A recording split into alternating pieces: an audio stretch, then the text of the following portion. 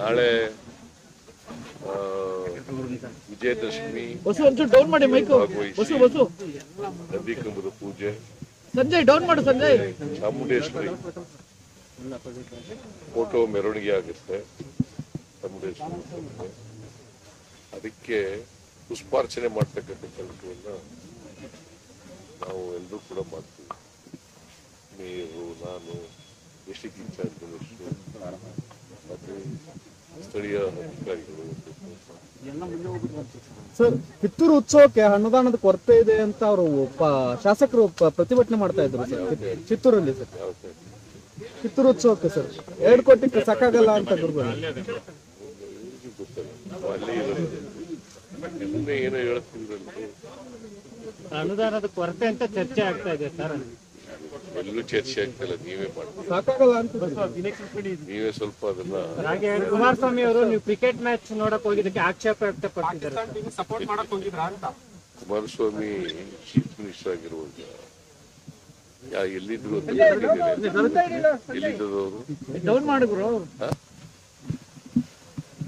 Cricket match ನೋಡಕ್ ಹೋಗಿದ್ದು ಕ್ರೀಡೆ ಬೆಂಬಲಿಸ್ಲಿಕ್ಕೆ.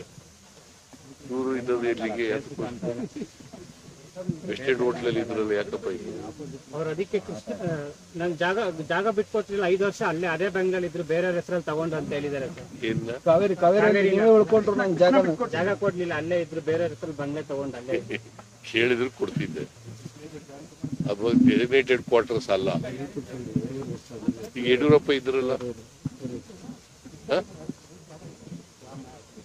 ಅದಕ್ಕೇನು ಹೇಳ್ತಾರೆ? ಯಡಿಯೂರಪ್ಪನವರು ಕೊನೆವರೆಗೂ ಇದ್ರಲ್ರಿ, 1 ವರ್ಷ 10 ತಿಂಗಳು, 2 ವರ್ಷ ಇದ್ದರು. ಅದಕ್ಕೇನು ಹೇಳ್ತಾರೆ? ನಾನು ಜಾರ್ಜ್ಗೆ ಅಲಾಟ್ ಆಗಿತ್ತು, ಜಾರ್ಜ್ ನನಗೆ ಕೊಟ್ಟಿದ್ರು. ಡೆಸಿಗ್ನೇಟೆಡ್ ಕ್ವಾರ್ಟರ್ಸ್ ಅಲ್ಲ,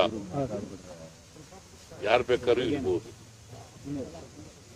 ಅಲ್ಲೇ ಕೂತಿ ಸರ್ಕಾರ ಬೀಳ್ಸೋದಿಕ್ಕೆ ಎಲ್ಲ ಸೆನ್ಸ್ ಮಾಡ್ತಾ ಇದ್ರು ಅಂತ ಹೇಳಿದ್ರು. ಇಲ್ಲಿ ಇವತ್ತಿನವರಿಗೆ ಯಾರು ಬೆಳೆಸಿದ್ರು? DK ಶಿವಕುಮಾರ್ ಬೆಳೆಸ್ತಾ ಅಂತ ಹೇಳ್ದ ಒಂದ್ಸರಿ. ಈಗ ನಾನು ಬೆಳೆಸ್ತಾ. ಈಗ ಕುಣಿಯಲಾರದವರು ನೆಲ ಟೊಂಕಂತ ಅಂತ ಹೇಳ್ತಾರೆ. ಸರ್ಕಾರ ಉಳಿಸ್ಕೊಳಕ್ ಆಗ್ಲಿಲ್ಲ, ಅದಕ್ಕೆ ಏನೇನೋ ಹೇಳೋದು. ಸಚಿವ ಸಂಪುಟ ಪುನರ್ರಚನೆ ಆಗುತ್ತೆ ಅಂತ ಸರ್.